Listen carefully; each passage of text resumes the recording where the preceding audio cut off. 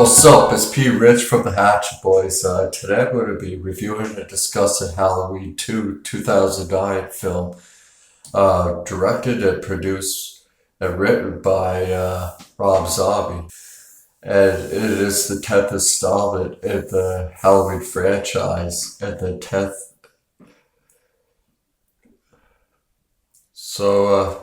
The story follows Laurie Strode as she deals with the aftermath of the previous film's events. Dr. Loomis, who is trying to capitalize on those events with a new book, he's trying to get rich off of the whole incident that happened in the previous film.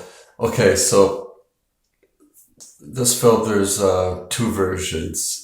The director's cut and the theatrical cut. And there are some differences. Me personally, I like the director's cut better. Except for the edit. The edit is just, it's worse. But I do prefer watching the director's cut over the theatrical cut. They fucking Weinstein brothers, fucking idiots, man. Like, alright, so in the theatrical cut, they cut a lot of scenes with Laurie, played by Scout Taylor Compton. And she does a fucking phenomenal job. I'll get into that with the characters more, but same with Brad Dourif.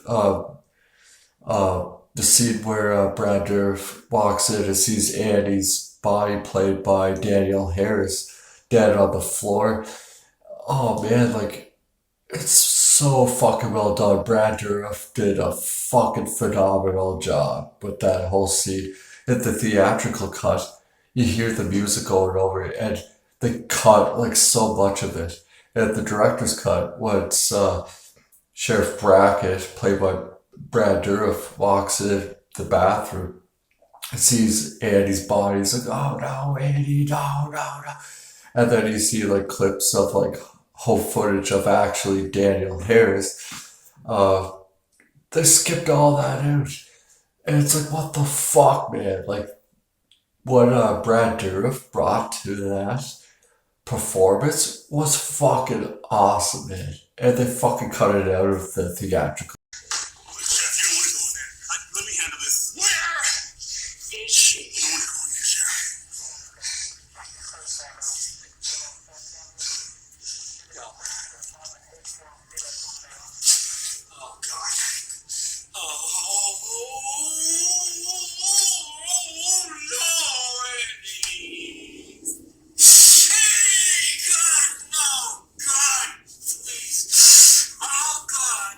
No! No!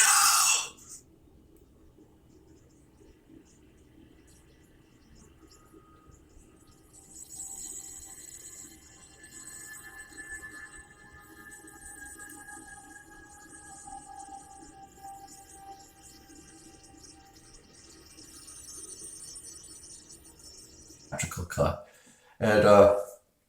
And just like some scenes with Andy and Laurie, uh, how Laurie's deal with her fucking from her trauma. They skip a lot of that out, like conversation that Andy and Laurie have. Like, she's like, Andy's like, just deal with it one day at a time, and fucking uh, Laurie just freaks out, man, at Andy. It's her way of dealing with the trauma, but the way that it was scripted and the way Taylor Scout Compton performed that, her performance is awesome, man. Yeah, I'll get into that more of the characters, but Day at a time. You know what? If I hear that fucking phrase one more fucking time, I mean, she just fucking sits there in her fucking leather chair and judges me like she's fucking God. It's her job, Lori.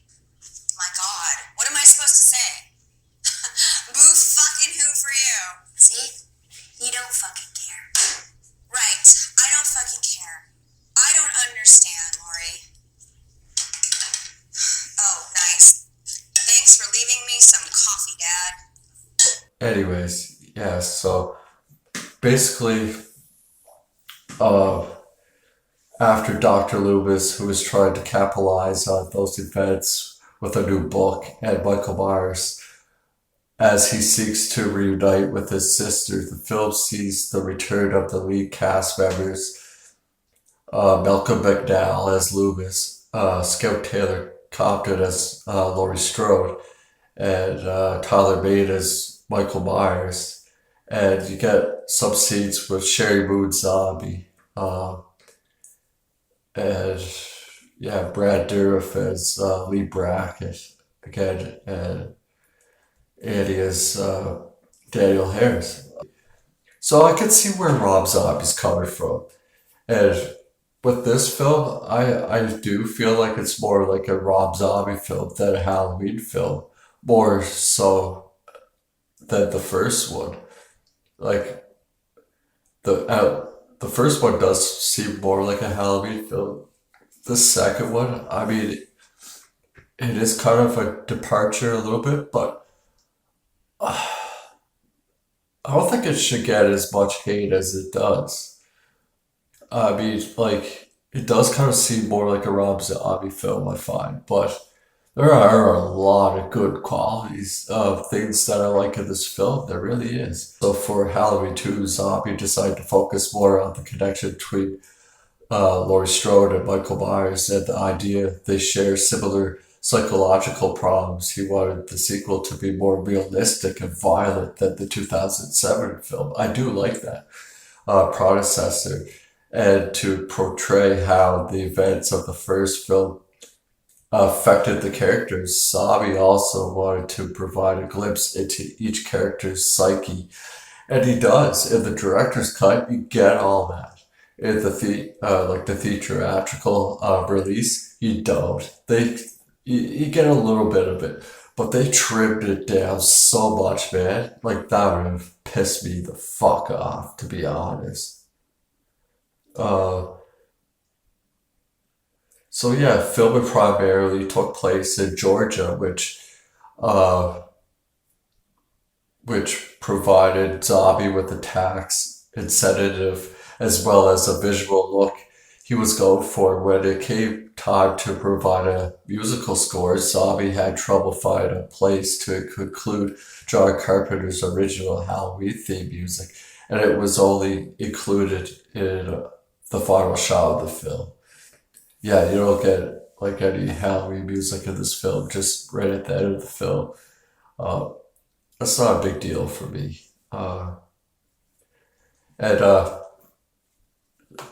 Rob Zombie wanted to get John Carpenter to come in for like a cameo in this film, and he declined. Yeah, he rejected it. But anyways, Halloween 2 was released on August 28th, a day before my birthday. That's cool. 2009 in North America, and was met with a negative reception from critics on October 30th, 2009. It was re-released in North America to the Halloween holiday weekend. The original opening of the film grossed less than the 2007 remake, with approximately 7 million. It would go on to underperform at the box office, only grossed 39.4 million worldwide against a $15 million budget. Rob Zombie declined to return to make another film. The sequel, the next installment, would have been Halloween 3D. Was canceled. Thank fucking God it was. 2012. So Halloween 2 is the final Halloween film to be produced by Dimension Films. Thank fucking God, man. They suck. To be honest, I don't like them at all, man. Their interference with a lot of movies, they fuck up, I find. Especially those Weinstein fucking fruitcake motherfuckers. Oh, they are. They're fuck faces. But anyways, okay. So getting into the plot here. So Jared, uh, his time at Smith's Grove Sanitarium, but young Michael Myers is visited by his mother, Deborah, who gives him a white horse as a gift. Like a white horse, like a statue. Yeah, the white horse thing, it's like, I see where, uh, kind of in a way where Rob Zombie's going with that. I mean, it's out there though. It is. Feels like oh man, when you watch this movie, like some scenes with the white horse and all the scenes with Sherry Moon Zombie and the young Michael Myers, it seems like it's like a fucking acid or a shroom high, like a trip that I'm going through. But anyway, basically, when we get into the film, Laurie Strode is wandering around in shock after having shot Michael Myers in the face or whatever. Sheriff Lee Brackett finds Laurie and takes her to the hospital. Meanwhile, the paramedics pick up Annie Brackett and Michael's uh, body, and then Dr. Loomis, who survived being attacked by Michael, and also take them to the hospital. Michael's body is taken in another ambulance when the driver has a traffic accident. I mean, this scene with like these two guys with Michael's body and that whole interaction about fucking dead bodies. He's like, she's still warm. Like, I'm like, oh, okay, yeah. I mean, it is kind of funny in a way. It is funny, like gross humor, but yeah, I mean, all right, it's Rob Zombie. I'll go with it. But it's just funny, yeah, how they're going on about it. And then the guy's like, cow, cow. And the guy's like, what? Your wife's a fucking cow? You just call my wife a fucking cow. No, cow, cow. And the fucking smokes the cow. And that guy's face is completely fucked up, man. And the other guy, his jaw's all fucked up. And he's like, fuck, fuck, fuck, fuck. And like spitting out blood. And he's like, fuck, fuck.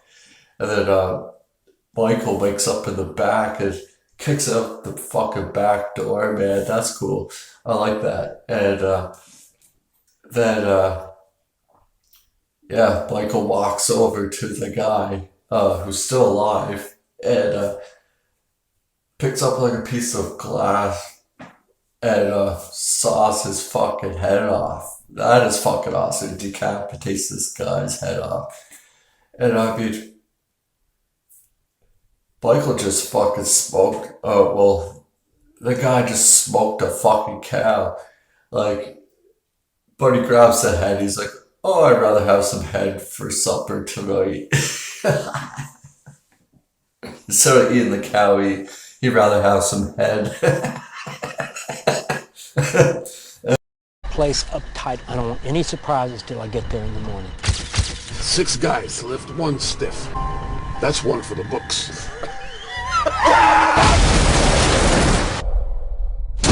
Help! I'm trapped. Ah! Help me!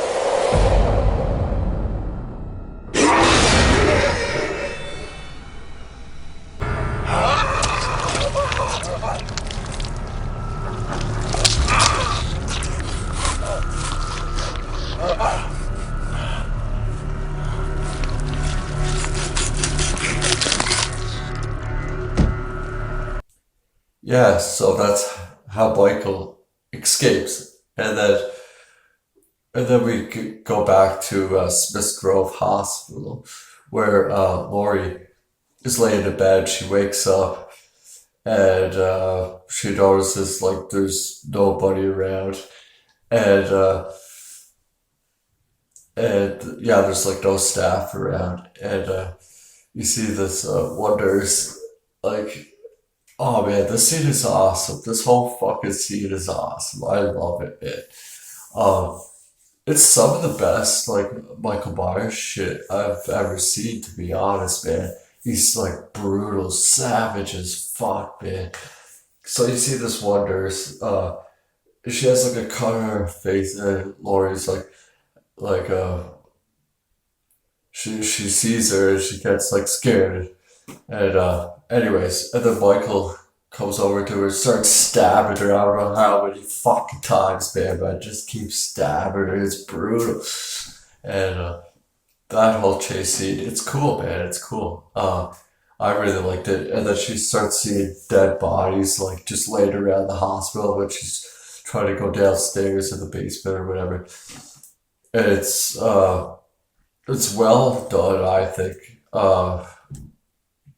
Yeah, too bad like the whole movie wasn't like that. Like that like sort of like pace. The way it was executed was very well done, I found.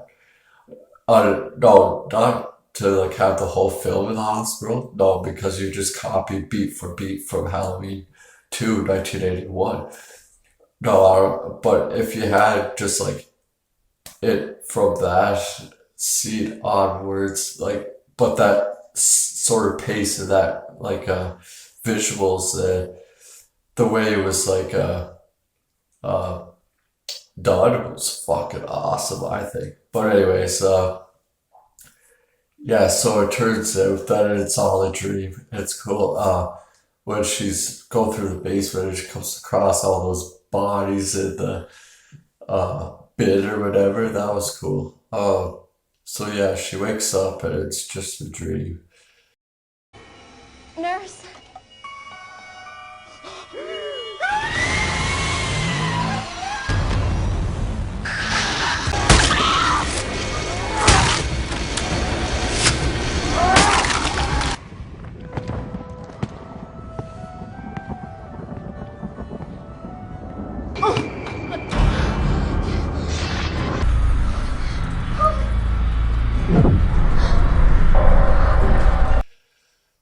And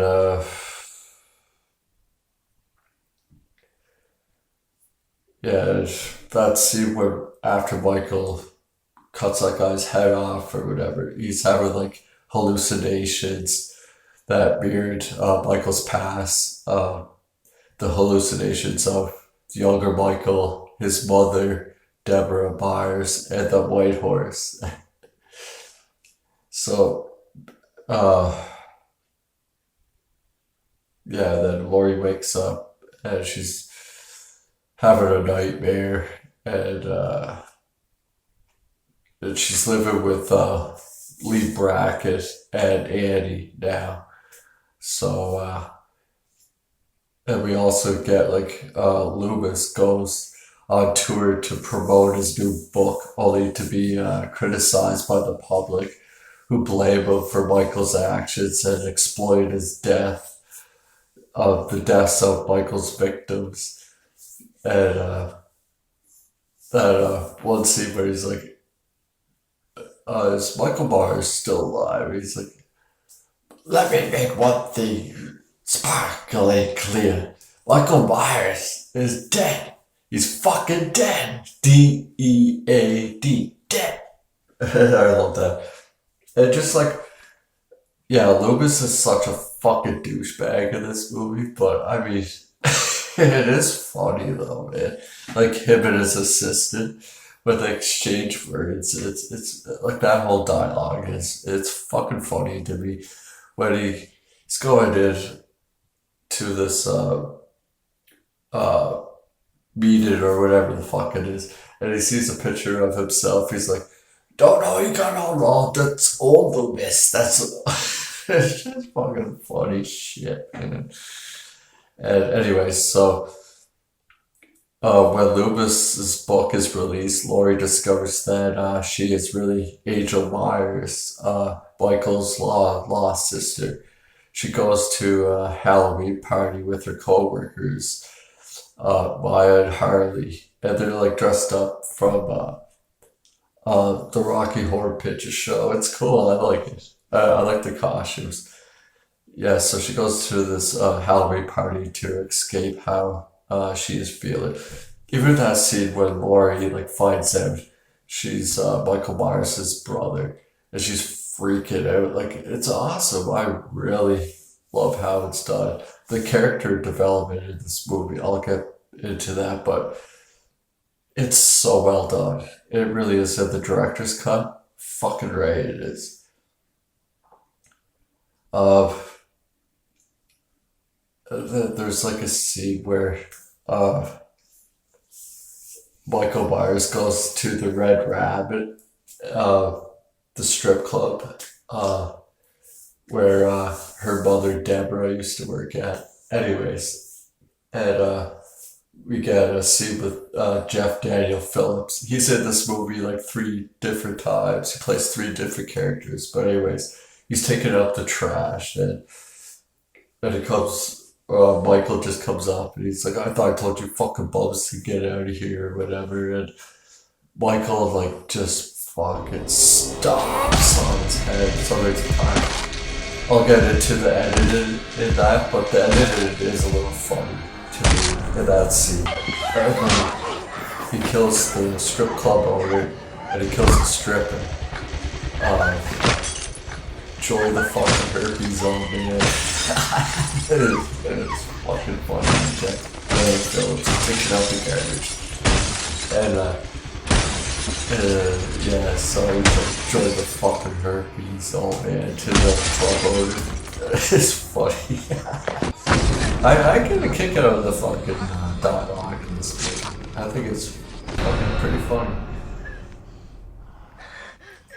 So anyways,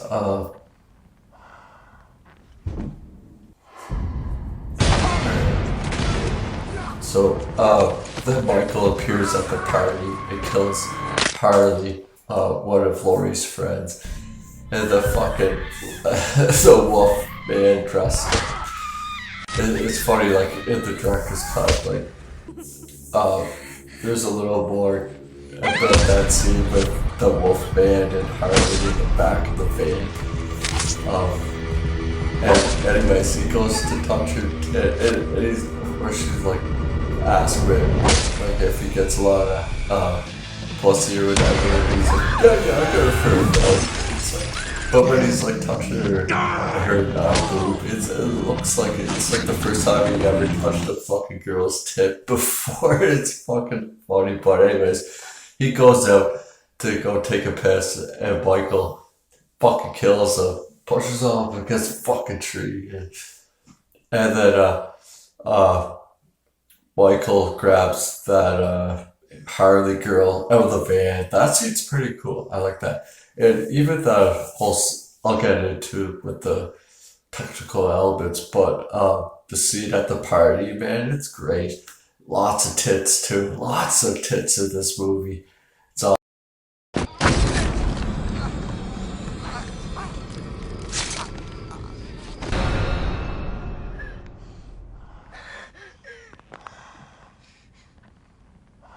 Yeah, then Michael goes back to Brackett's house. That's what I don't get about this movie. That's one like thing. I'm just like, okay, so how the fuck did he get back to like Brackett's house so quick? But anyways, there's a cop there watching over Laurie. And it's funny, just like their exchange of dialogue too, like, oh man, with Daniel Harris, like, and this cop, it's funny. I thought it's funny. Anyways, so yeah, Michael kills the cop that's waiting outside. It's cool. Like you don't see it, but anyways, he ends up dead, and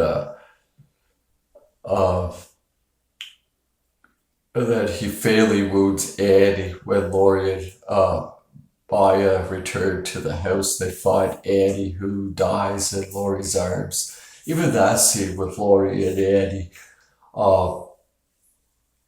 and it's awesome. Like in the director's cut, just like how you see like their relationship after, what is it, 2 years of the director's cut, and then the yeah, the theatrical cut, it's only 1 year later, but in the director's cut, it's 2 years later. This takes place. Uh, but I love like how you see the relationship between Annie and Laurie, and just like how they're both dealing with their uh, trauma from the events of the first Halloween film, and Annie's like moving on with her life, and Laurie's like still stuck, and just the trauma just really fucked her.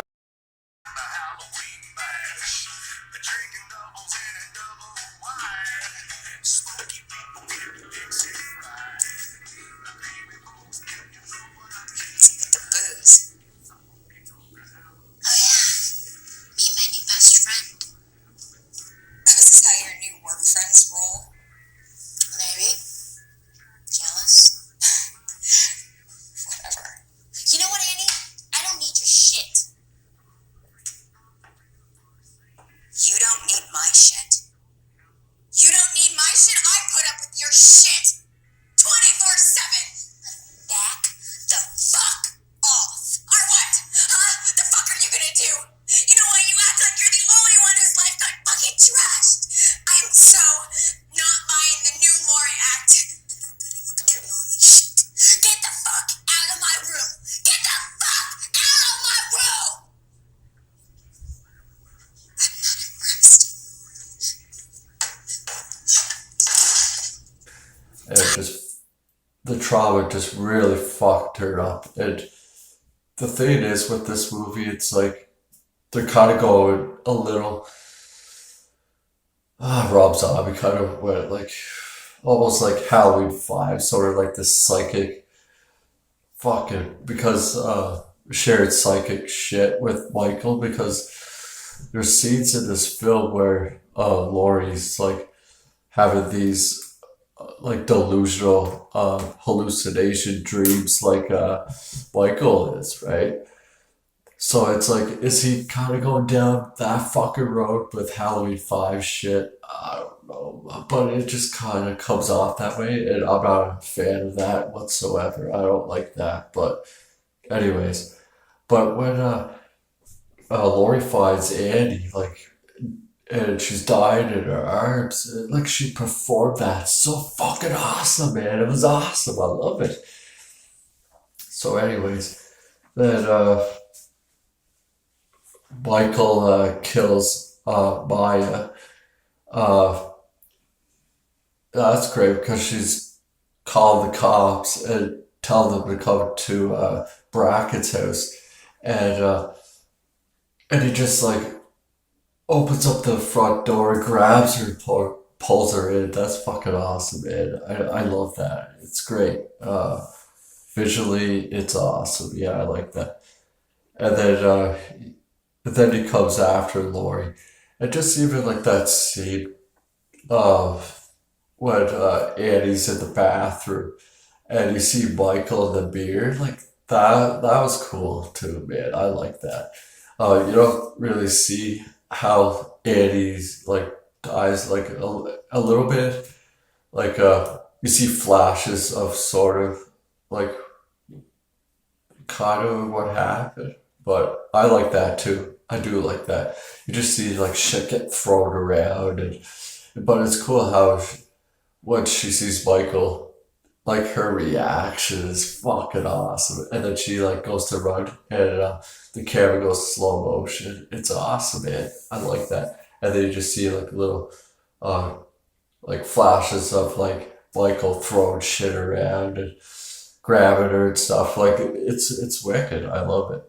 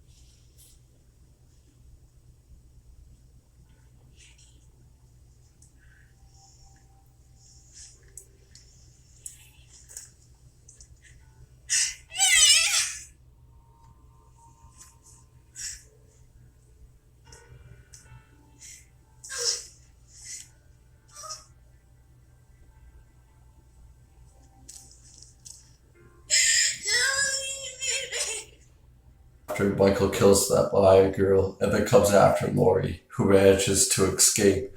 Then Sheriff Brackett arrives home after getting the call that Maya made. So Brackett arrives at his house and finds Laurie, or not Laurie, Annie dead. And it's just, oh man, like I said before, like his performance is just, he sells it. Fucking awesome, man. Brad Dourif is such an underrated fucking actor, man. Like, even him in Exorcist 3, fucking awesome. And same with Chucky. Like, I couldn't see anybody else play Chucky's voice, man. And even in the first Child's Play film, when we see actually Brad Dourif running from the cops, like, that was awesome. I love it. And him transfer his soul into the doll, like, that whole first scene of Child's Play is fucking awesome. Brad Dourif is amazing. And he's great at Clockwork Orange too. Love that fucking movie too. But anyways, so after Brackett finds Andy's dead, Laurie flanks down a car, but Michael, it's fucking hilarious. He kills the driver, and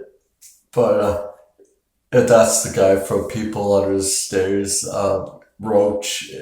You'll see this guy pop up in some like B movies every once in a while. It's kind of funny, man. I forget the actor's name, but Roach, the guy who got his tongue cut off in People Under the Stairs. It's a good movie. I like that movie too.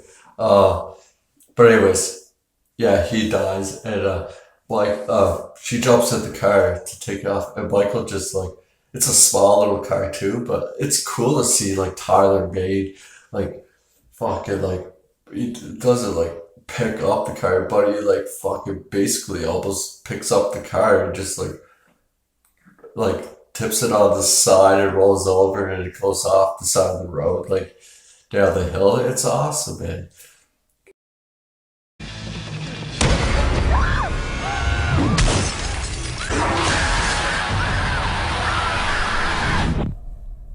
Yeah, he flips the car over with Laurie still inside, and then Michael then takes the unconscious Laurie to an abandoned shed where he's been staying for, I don't know, I'll go with the director's cut, for 2 years. And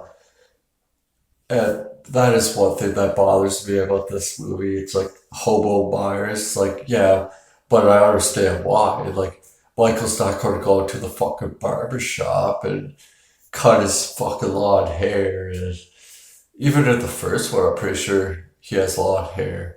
Yeah, he does. So that doesn't bother me. It's when he's walking around without the mask. I mean, like, yeah, I get why he looks like a hobo, for sure, I do, but I wish they would have just had him with the mask on more in this film instead of without it. So that's one thing that bothers me about this film. Anyways, so he's been staying in the shed for a year or 2 years, whatever the fuck you want to say. Laurie awakens to her hallucinations with Dana. The police discover Michael's location in the shed and surround the shed. Loomis arrives and he tries to get inside. Brad Dourif is like, I love it, man. He's like, get this fucking piece of shit away from me, and fucking clocks him, man. It's awesome. Anyways, so and then Loomis seeks his way into the shed. And then Loomis goes into the shed and he tries to reason with Michael, but when he tries to reason with Laurie from her hallucinations, Michael grabs Loomis and stabs him to death. And then Sniper shoots Michael. That's what we get in the theatrical cut. It's basically almost the same in the director's cut, and this is what I don't like about the director's cut. When this is going on, Michael grabs Loomis and stabs him and goes, die! I'm like, no, don't have Michael fucking talk. But whatever, okay. So anyways,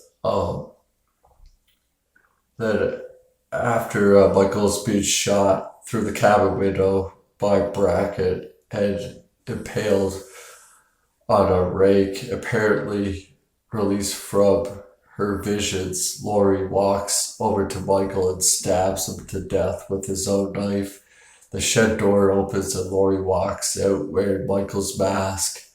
Later, Laurie sits in isolation in the psychiatric ward, grinning as Deborah's ghost approaches with the white horse.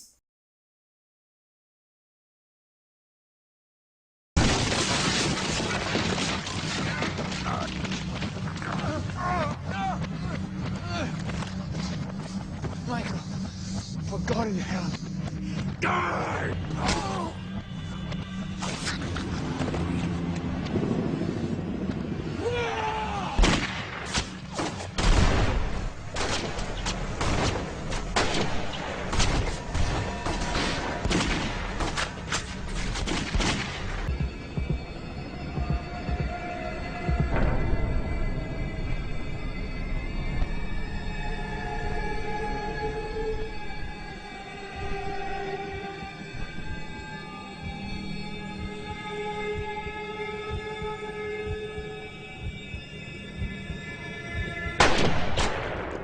Hold your fire!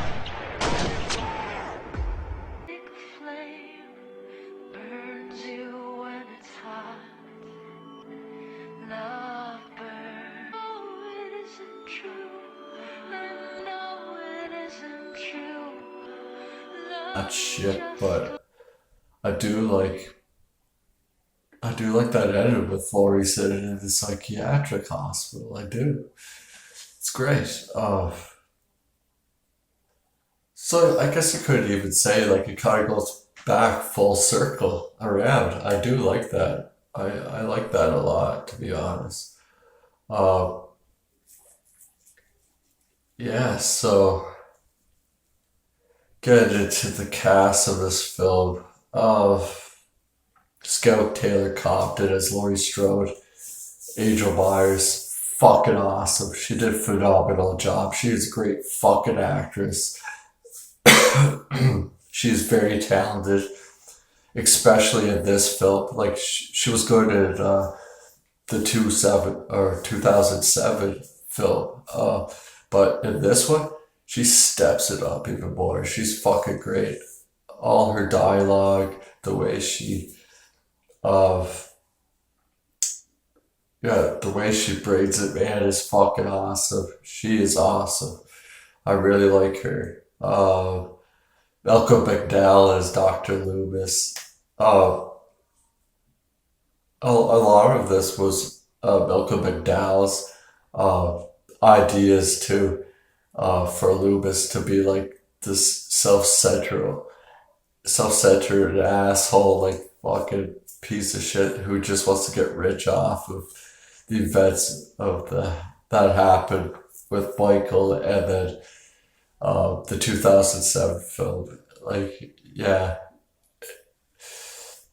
I do like that, even though he's like the antagonist too. So you get Michael and Sam Loomis as the antagonist in this film. Yeah, I'd rather Loomis not be like a fucking piece of shit, but it's kind of interesting to see him like that. It's okay. Tyler Bate as Michael Myers. It's great. Fucking awesome. I love it. He's great. I really enjoy Tyler Bate as Michael Myers.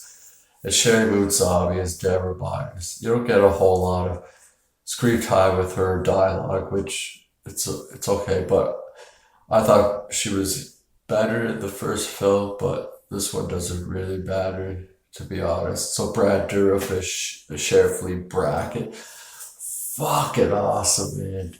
He just brings it every time, man. Like, in the first one, like, yeah, Brad Dourif was there, but you didn't get a whole lot of screen time with Brad Dourif in the first film.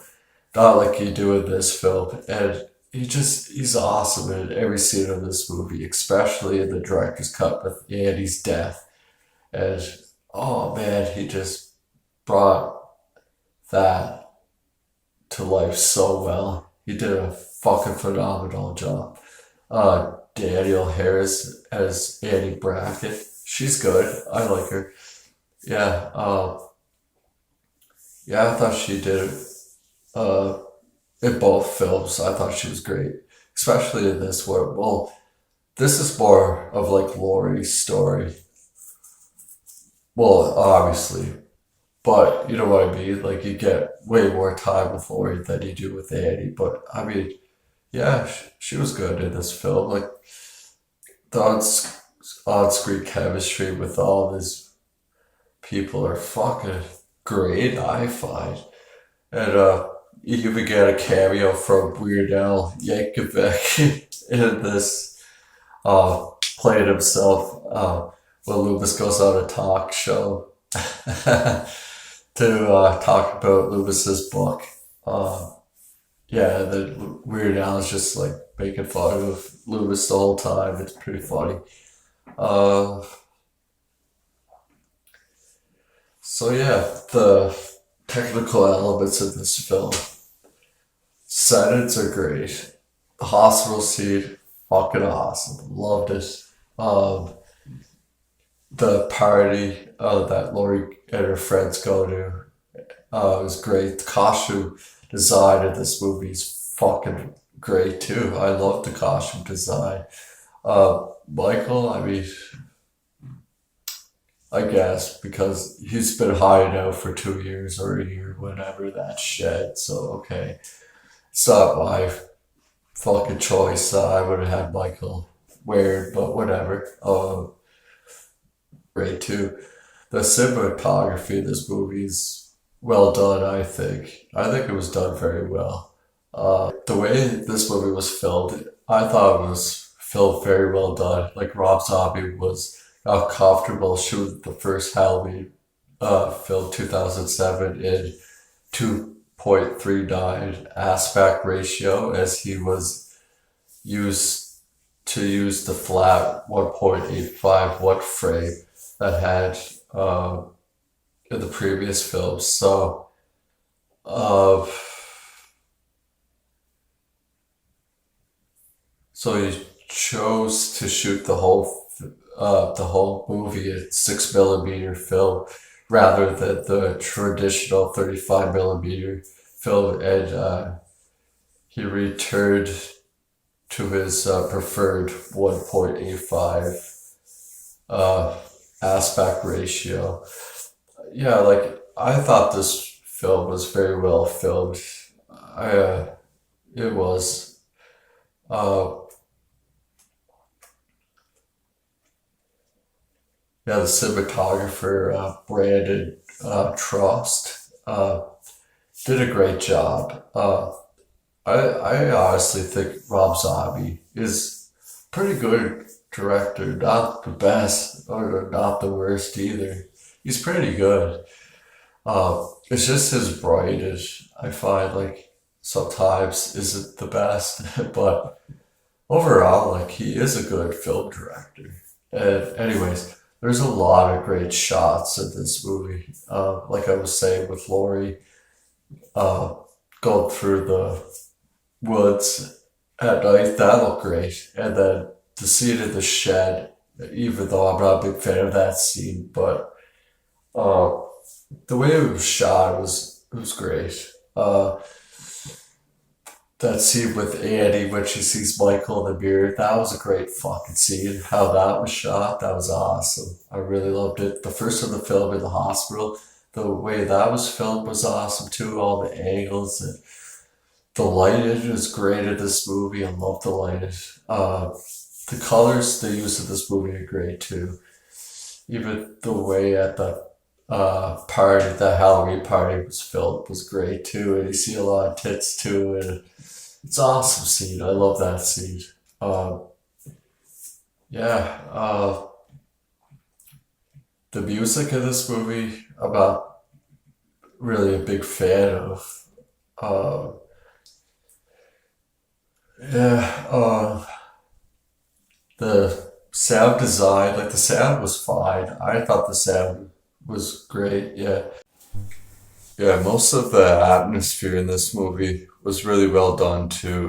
They filmed in Georgia, so it rained a lot. So that dream sequence you see Laurie in the parking lot of the hospital, it's really raining down like that, like pouring like that. I think it just adds to the movie so well. Like, yeah, it's great. That whole scene when she's hiding in that little cubicle thing like that from Michael, and that buddy guy comes and Michael kills him. I thought that scene was great. And yeah, the practical effects and special effects are pretty decent in this film. Like that one scene where that coroner's head gets decapitated off, that looked great.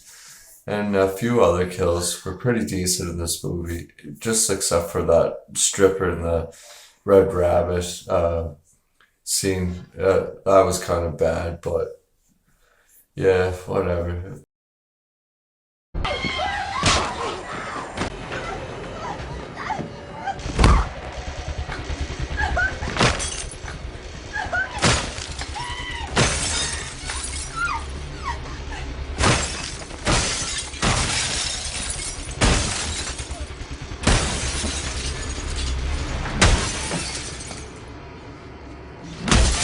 Yeah, so like the first act of this film is fucking awesome. I love it, man. I I do like the storyline of this movie. It's different, but it's like more of like a Rob Zombie film, 100%. I think that's what he's going for too. He's like, all right, I'll show you I could make a Halloween film, the first act of the film. And then from there on out, he's like, I'm doing my own thing. Fuck you. That's what it seems like, to be honest. Um, Second act, I mean, it's good, and I prefer the director's cut because you see uh, more of how Laurie's dealing with her trauma and that shit. Even when she's at the shrink's office and talking with the shrink, and like their dialogue and the way she like freaks out and everything. And when she finds out she's Michael Myers' sister, like that was great too. The way, oh man, it's awesome. I love it. Uh, so I'm not the biggest fan of like the second or the third act of the film, but I mean, well, the third act, you do get the whole Lee Brackett Andy seeds. So like, I love that. Yeah. So I guess I do sort of like the third act. It's just the very end. The shed is what I don't like about this movie, to be honest. I think the movie is good overall. I do. It's just that ended. It's the fucking ended. But when we see Laurie in the psychiatric hospital, it's fucking great, and we get that look on her face, man. The way that was filmed, it's awesome. I really love it, and you get the Halloween music played. It works very well, I think. I thought that was awesome, man. I thought it was great, and it was a great edit too. I really like that edit, but like when they're in the shed, oh man, that's no, I don't like that at all. But anyways, uh, I do recommend this movie for sure. I do. Uh, Even though like first time I watched this movie, my first impression was like, yeah, I don't like it so much. There are some things I liked in it, but after watching both after watching both the theatrical and the director's cut for this review, I would have to give it to the director's cut. It's just that last scene of the shed that's fucking stupid as fuck. Alright. Yeah. So, what would I rate this movie? Whew. I'd give it a 7. Just, I give it a 7. Yeah. Just the way it was filmed, it was fucking awesome.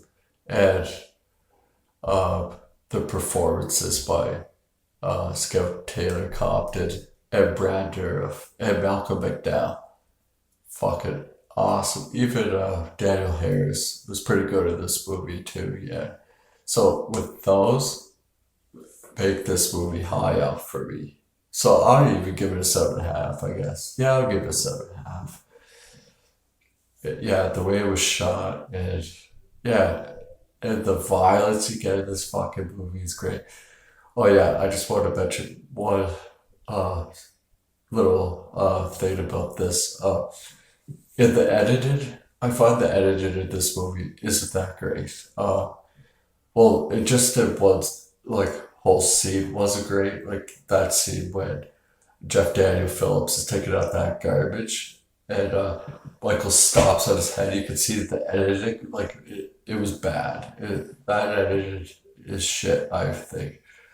Um, and then the scene at the strip club with that stripper, and he just keeps smashing her up against that glass wall over and over and over and over again.